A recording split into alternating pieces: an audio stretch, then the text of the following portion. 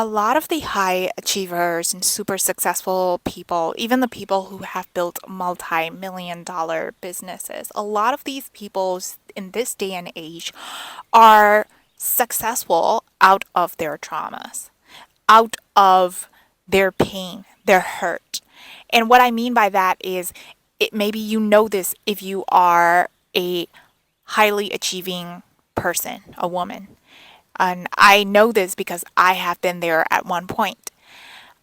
You know that the reason why you are have so much motivation in order to get the success, in order to work hard for it, is because at one point, someone at one point in your life told you that you are not going to make it, that you are never going to get the success that you want, that you were not cut out for it. And that was what happened to me too. But what happens at one point is that you start to become their puppets, meaning your whole success that you build up for your life, you are doing that for them. You start to live your life for them, for these people that insulted you, instead of living for yourself and being happy for yourself. Hello beauties, welcome to my channel. My name is Chanye and I am a soul fulfillment coach for feminine souls who desires greater peace and fulfillment in life. So today, I want to share with you how I healed the wound of being looked down by people, especially as someone who would consider as being a highly achieving person, right?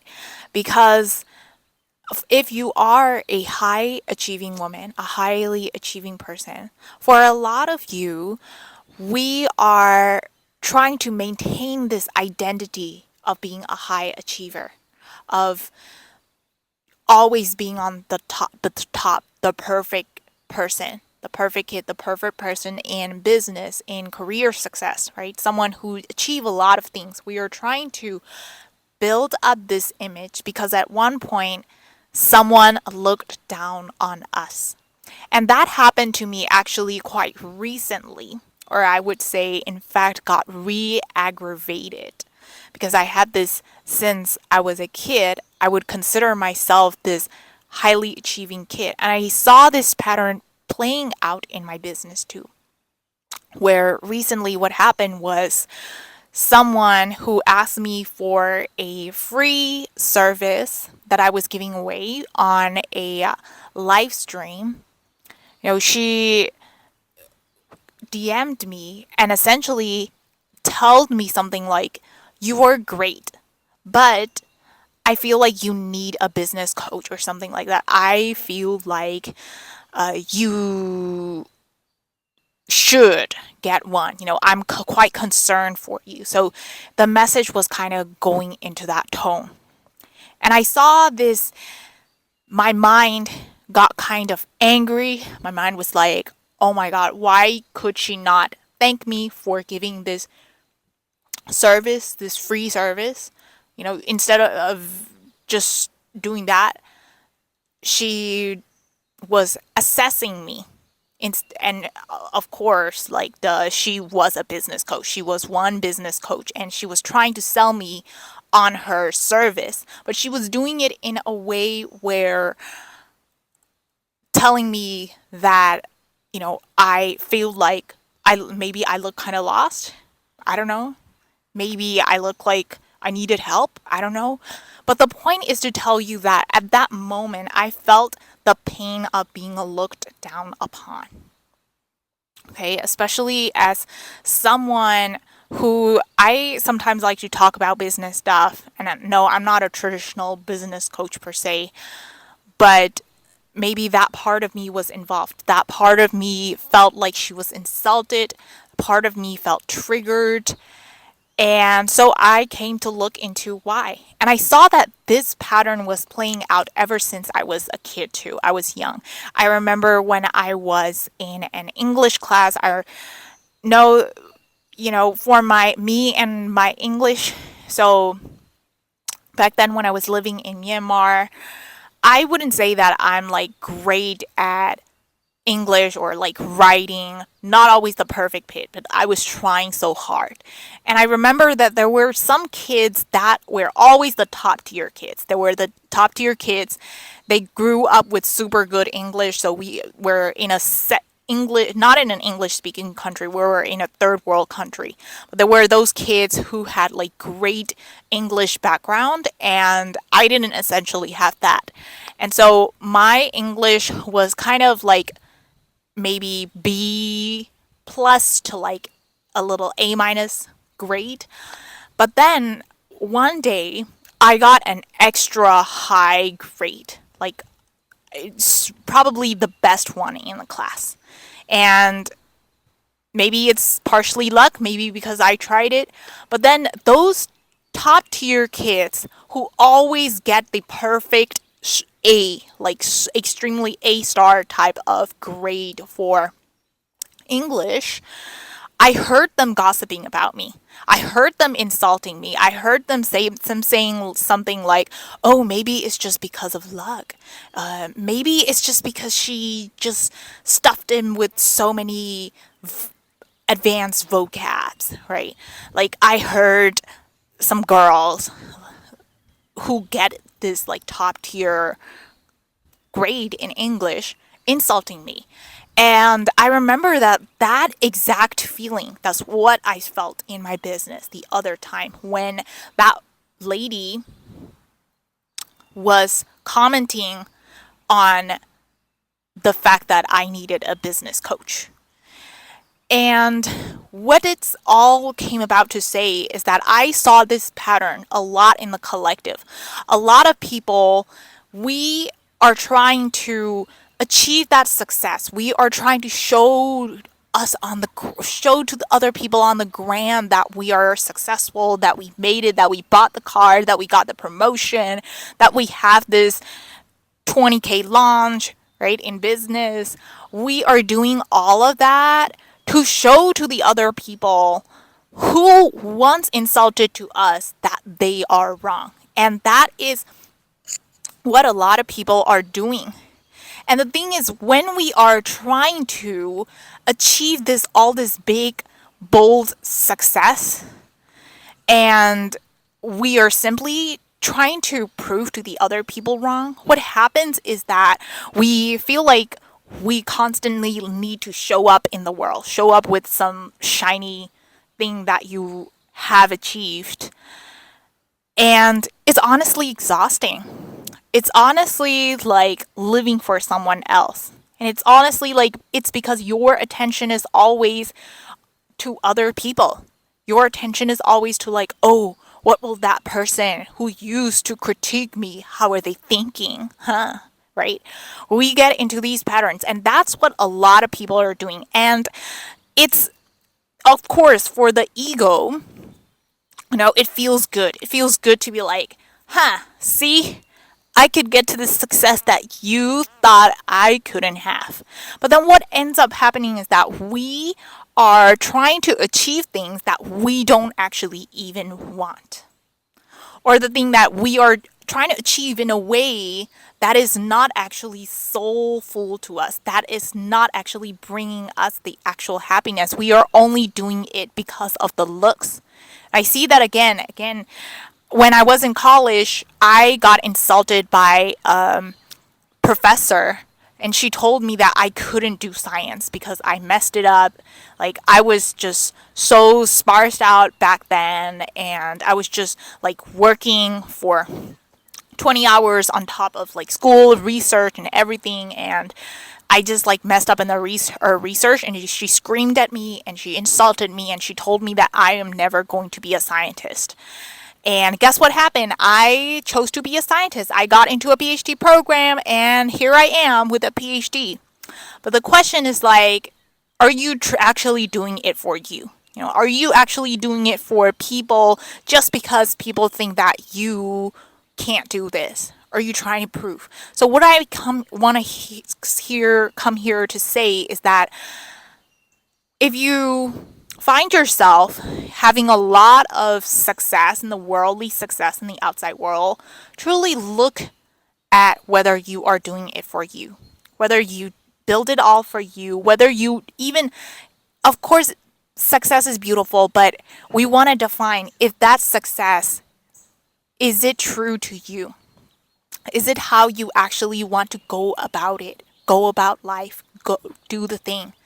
Like if we don't find ourselves happy in that thing, in the success, this is one of the top reasons why. And I see this happening like even for women who have like built multi-million dollar businesses their whole life and they worked super hard, and then later on, only toward the end of our lives, like we start to wonder why we worked all that time, all our worked our ass for, right?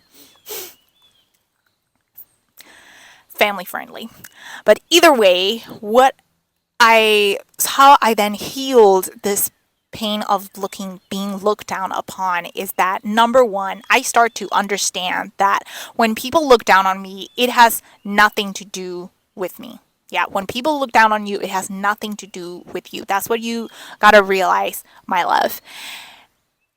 And that's because for a lot of these people, whenever we try to hurt someone else or whenever we try to insult someone else, a lot of the times people are doing that because they feel like in order for them to feel good, they need to pull you down, right? And in order to pull you down, it must be because some part of them feel inferior. Some part of them feel small. So they feel like they need to drag you down so that they can be the bigger person in the room. So this is why a lot of insults happen. And I'm telling you this because for a lot of things that we care about what people think and such, a lot of people are acting out from their egos. And if we can understand them, we can release them, we can let go of them. And instead of having our energy entwined with them and letting them dictate how we go about our lives, instead, we can let them free and we can be free. And as I was thinking of this video, another thing that came up, another thing that also helps me heal this wound of being looked down upon is having so much compassion for them. So, number one, you see their little hurt, wounded ego. And what Spirit showed to me as I was meditating was I saw this image of Buddha.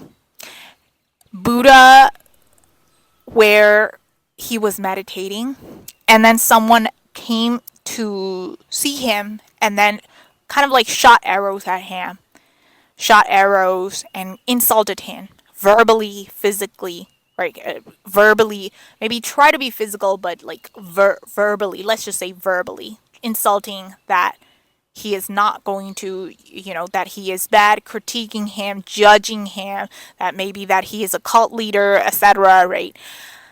And what I saw in my meditation, what Buddha doing is he just smiled back. And he just smiled with so much compassion and so much love, looking into the eye of the person who insulted him and essentially smiled. That's all that happened. And my meditation showed me then that person who insulted Buddha started crying. And that is the power of compassion, my love. That is what compassion can do. And that is also every time, like if I get insulted by someone, I work on embodying that compassion so that I feel safe in my body, knowing that that person is not essentially attacking me. Because of course, as in the spiritual law, if someone is attacking the other person, they are also in fact attacking themselves. But what happens when we are holding that compassion is that we don't need to retaliate to that person anymore, whether it's verbally or physically anymore. But that compassion alone reflects back to them of who they are,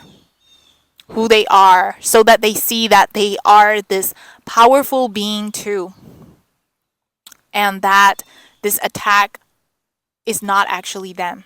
This attack is a false self. Maybe you can call that the demon, the ego, right? It's acting out. And just from people seeing their reflection, they can even start to cry.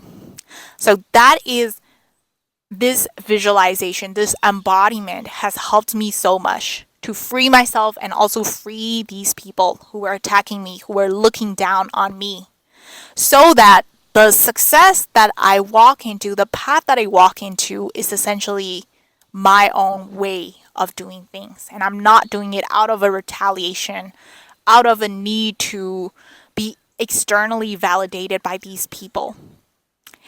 And another mantra, lastly, what has helped is knowing that the mantra of, if they do look down at you, yes, it does hurt because some part of us believe that they are right. But then also, you are a divine being, which means that you cannot be defined by a word. So if they say that you are a loser, then you are also a winner, because as a divine being, you are both ends of the spectrum. So a mantra that I like to hold is, I am this and I am not this, right? I am that and I am not that. And what that does is, whenever you speak that to yourself, whenever you see your wholeness, you start to be more curious. Instead of trying to retaliate, now how you can now approach life and like, okay, so they see me as that way. Well, now let's be curious and see what is more, what is beyond this label.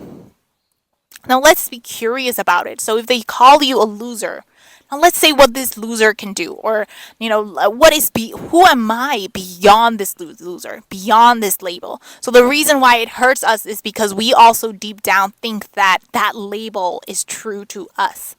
But instead, if we are open and we are willing to see who we can be in our divine unlimited potential, then we can actually who we are, and we can be unbothered when people do look down on us.